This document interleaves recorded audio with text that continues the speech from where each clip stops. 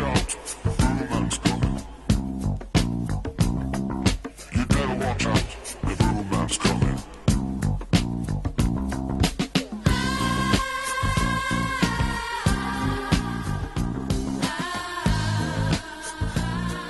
You better watch out, the BooMan's coming.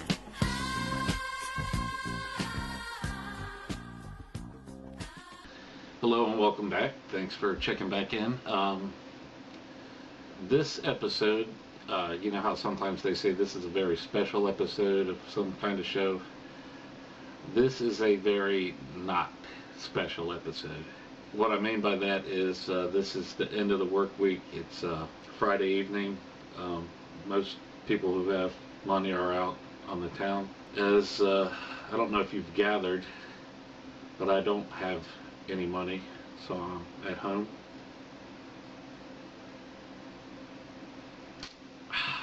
Doing the economy route. But I bought this tripod today, and I wanted to try it out.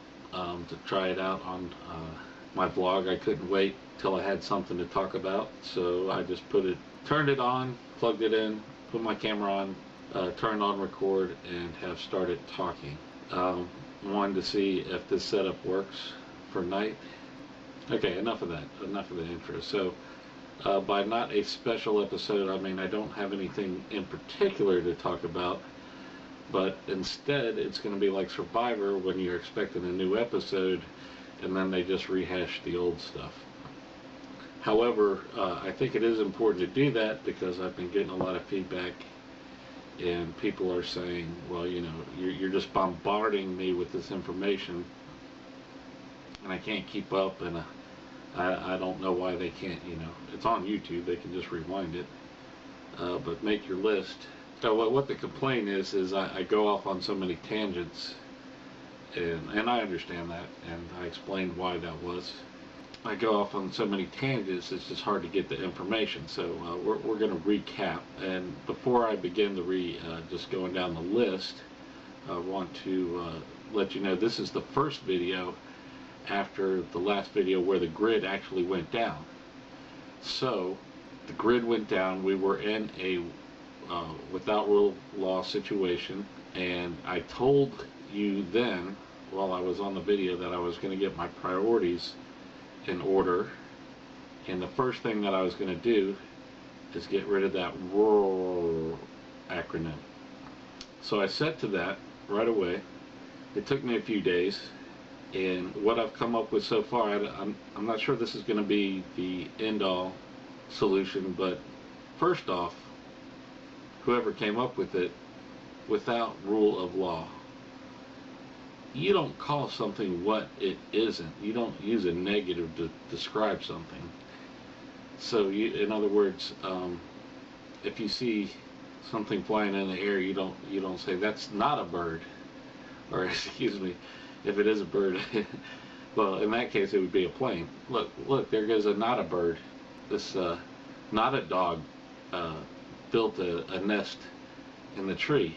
You know, it's not. You don't use a negative. You use the positive, and so without rule of law would be lawless. You know what I'm saying? That's what it is. It is lawless, as opposed to without rule of law. Plus, that's a lot shorter. So our first letter of the acronym is L. So you're in a lawless what? Scenario or situation? I haven't decided which best describes it, but they both begin with S. So there you go. And then finally, we're discussing a lawless situation development or dynamic. So there you have it. Because you're speaking about the developing lawless situation, etc. You get the idea.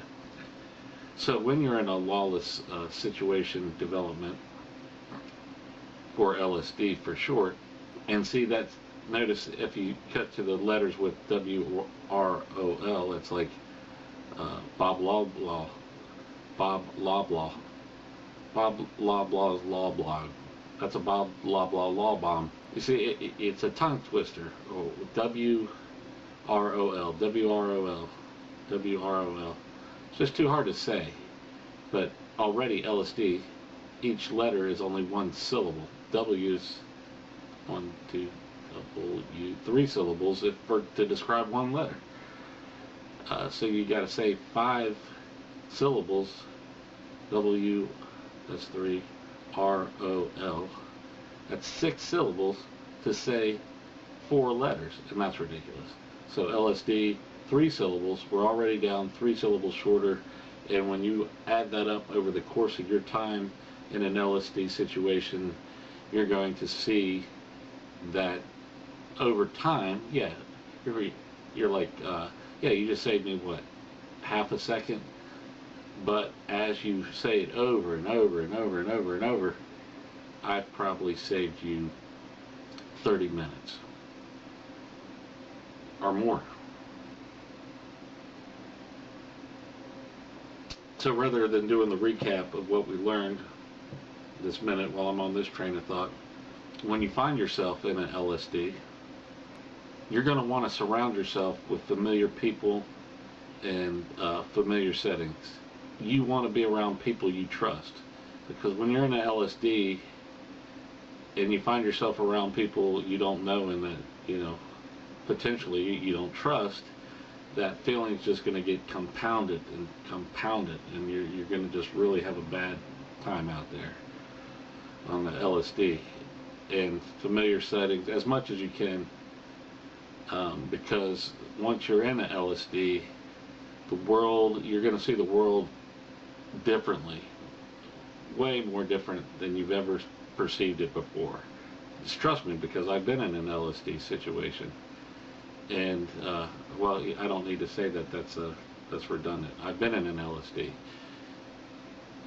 and things like time are going to get lost. You're going to lose track of time. Things are going to go by really quick. Some things are going to seem like they just went by in a flash. Other things are going to go out, seem like they took a long time. Some people are more talking slow, etc., etc. Whatever you do, don't stare at like a wood paneling wall in an LSD. So you get the idea. Surround yourself with familiar people, because that paranoia is just going to build up and build up, and it's going to drive you crazy. If you do start going crazy, make sure that you have someone in the group who can talk you back down to reality in the LSD situation. Excuse me, I'm being redundant again.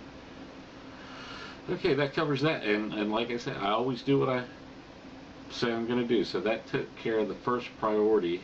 When the grid went down, again, I don't even like to think about it. You saw how out of sorts I was. Right now I'm not quite as enthusiastic as I am in my other videos, because again, it's Friday evening, end of a tough work week. I'm a little drained. You know, normally you know how lively I am in the videos, but now, you know, of course, I'm a little mellowed. Again, so how did we start this off? We're going to do a recap. If this is your first time tuning in, over the course of about 8 episodes now, I've been describing to preppers how to, I'm actually a supplement source of information to the preppers. Because you have the preppers, they're going to tell you what gun's best, etc. Some are going to tell you what food's best. Some are going to tell you how to take care of wounds, and etc. Okay, my pain in the butt camera stops at 10 minutes. There's probably a way to fix that. But if you know anything about me so far, you know that I am lazy, especially doing these vlogs. But what we were getting at right before the break was, if you're tuning in for the first time, this is supplemental prepper information, because you have better people, better qualified. Yeah, I guess they're better people and they're better qualified. Probably are better people. Better people who are qualified, or people who are better qualified, rather, to tell you about what kind of gun to use. Me, I'm using the Army, whatever they use in the Army. I forget what it's called. M16, I believe, assault rifle. because that's what I was trained on. So, bam, that's it. And then other people tell you AK-47 or this or that, the other. Excuse me. Then other people are going to tell you what to buy. And right before I put this video on, while it's fresh in my head, somebody did they just went out and they bought stuff to prep. And I guess they're collecting stuff and the coupons. And it just blew my mind as to, this would be an example of someone not to go and see, because they're like, oh, I got some Fiji water, and I got some charcoal, and I got, some shampoo and stuff, God bless you, sodas, etc. And this is would be exactly the opposite of what I would think you would need in a prepper situation, because the Fiji water, that's going to last what, two gulps, or two sit downs, and then that's it. But I guess you're going to be using those bottles to get some water from the stream or something, but that was just absurd, spending expensive money on expensive water like that when you can get distilled water, gallons of it for the price. You could get 2 gallons of purified water for one Fiji, little 16-ounce Fiji water. Anyways, it was kind of amused me. So don't listen to that person on food, but other people are better qualified. If you're getting here, then what's my purpose? What am I adding that the other preppers aren't? And I'm adding, I think, a little bit of panache, and perhaps a touch of class, a little bit of sophistication. By sophistication, I don't mean like a cigarette holder and a top hat and a monocle. Being sophisticated means you've already gone over the hump, and now you're working on points for style. And that's where I think the prepper videos that you're seeing now are falling short, and that's where I'm picking up the baton and the relay race and carrying it, or picking up the ball, scoring a touchdown. Or you consider me as the guy who gets the extra point. You already scored a touchdown, and just for add insult to injury, I go out and kick it through 2 hoops. They've done all the work getting it down the field, scored the touchdown, and then I come out and just kind of like spit on the other team's grave. So the supplement, we're going to recap on the last 8 episodes, because I tend to go off on tangents, but again, half of the fun is the journey, or is it all of the fun is the journey, or is it not even fun? It's the journey, it's not the destination. I think if you've watched my videos, this information sank in better, but rather than me just listing it out like I'm going to do now. So we've learned not to masturbate. We learned to save up because you don't have that much room to store food, or you might have come to the prepper party late, to quote myself. Stock up on spices instead of food, because there's going to be plenty of meat around. Wink, wink. Invest in a meat grinder, because your family's not going to know where this. Family's not going to want to know where this meat is coming from. Get away from that morbid subject. You're going to want to have fun in your spare time. I say invest in a slip and slide. Some people say a crocodile mile. I say a slip and slide. I'm going by memory now, so bear with me. A pool, if you have your own compound, if you got 4 walls and you've got something fenced in, and it's hidden from your neighbors and stuff, pool's not a bad thing to have. It's going to be hot with global warming and everything. You're going to want to chill out every now and then. Plus, it could be your drinking water, too. I know that sounds a little gross, but, as long as you're not peeing in your pool like you're supposed to all along, you're going to boil that water and get rid of the microbes anyways. So there you go. As I said, this wasn't an especially special episode. It was more to test out my camera, but I think we touched on some important points, especially changing it from WROL to LSD, which is more appropriate, faster, easier to say. If we didn't do anything else, we got that accomplished. I'm going to forego the magic numbers. I don't even think they do you any good, to be honest, tonight. 25. I'll throw that out there. Don't rewind to get it. You should have just written it down. Anyways, I apologize for being a little out of sorts. That's why we're going to cut it short. And I hope this doesn't dissuade you from watching another video.